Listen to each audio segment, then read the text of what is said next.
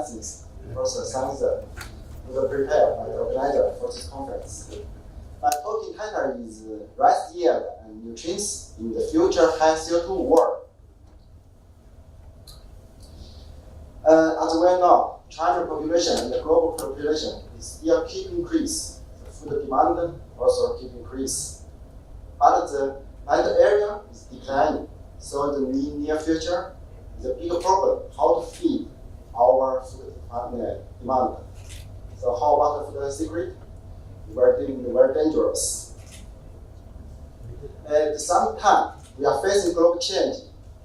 The major driver is increasing CO2 level. The global change will bring the more extreme weather, for example, drought, water hurricane. Then we are damage the agricultural production and reduce the yield or no yield. So in the future, the food secret may become more dangerous. However,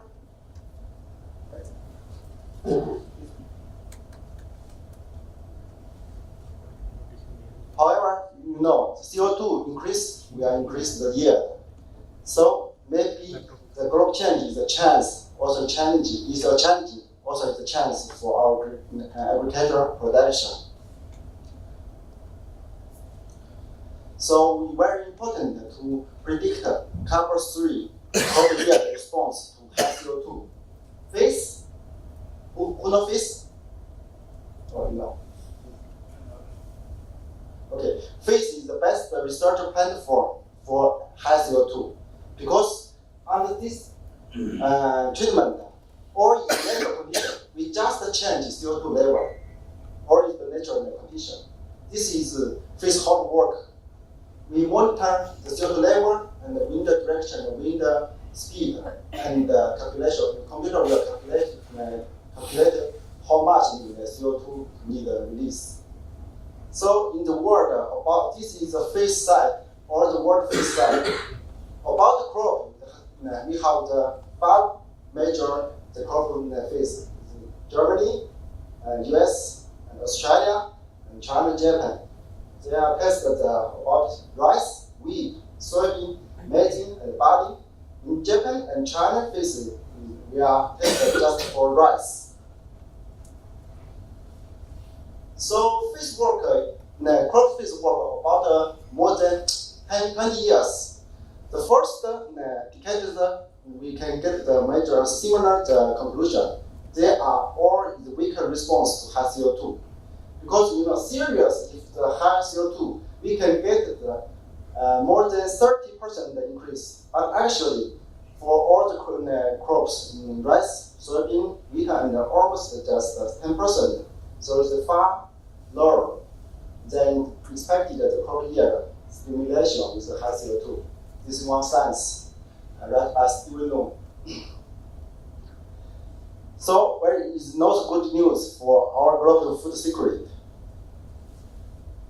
However, in the second decade, China FACE is asked to have a new funding. We find that indica rice and hybrid indica rice has a strong response. His yield increase can reach about 30%. So we can imagine, in China, we produce the rice about 200 million tons every year. So if we increase 30%, that means at least the increased rice can feed more 115 million people. So very interesting. So that means their rice varieties have a strong and weak response. Then we have question, why? Why some rice varieties is strong in response to high CO2? Why is it weak in the response? So in the past 5 years, we studied the mechanism for stronger and weaker response for rice to high CO2. The major reasons, because for weak response rice is root activity decreasing and the transpiration poor and reduced. So nitrogen uptake also decreasing, and then its nitrogen metabolism decreasing. So the weaker response of rice has a low and sparkling So cause the signal limitation and the silk accumulation, then cause photostatic accumulation. So low yield response. Another also natural decline and silk transport limitation also cause the photostatic accumulation. That means that under high CO2 under this condition, they have the imbalance of the carbon and nitrogen metabolisms. So we are thinking, can we use some technology and then balance this carbon and nitrogen metabolism, and then we can maybe enhance the yield response to high CO2. So next we have try how to enhance the rise yield response to high CO2. We already tried 4 regulation ways. So first, we want to try spike some of the plant hormones and increase the spike rate. The second, we try up regulation transpiration, and third, we try large industrial route, and finally, we try the stimulate nitrogen uptake. So this is first one result. We directly spread the CTK. CTK is plant hormones, and then we want to try increase these 2 varies is a weak response. Actually, his yield almost just 10%. So after spread the CTK, his yield increased was become bigger. This is treated between before spread, after spread, 11% becomes 70%. Another work is from 6% becomes 13%. Or it become bigger increase. This is second regulation. We overexpression the gene protein and try to up regulation transpiration pool. And because this gene can stimulate stomata opening, increase the transpiration pool and help nitrogen uptake. So from this product, we can find stomata become bigger. Also, his transpiration also become bigger. And then he's actually for wider face decrease his lift the nitrogen content. Actually, for the mutant, almost mitigating this decline. So his intercellular CO2 space also become bigger, and then his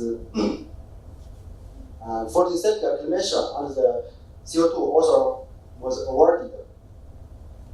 This is the yield responses. ZHU is wider. It just increased about 70% by phase by CO2, but the 2 mutant almost increased from the 13 to 14. So it's a bigger and bigger increase. This is the regulation 3. Third, we our expression OSERF3. Then this gene can increase the rise crown root number and length. So his root become bigger. His stem also bigger. This experiment was tested in the CO2 chamber. It's not a field. So on this field experiment, we can find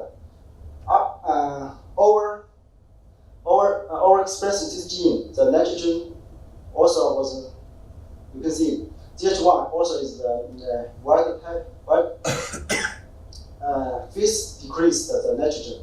As for mutant, this decrease was mitigated. Also his photostatic right, we can find phase under this condition,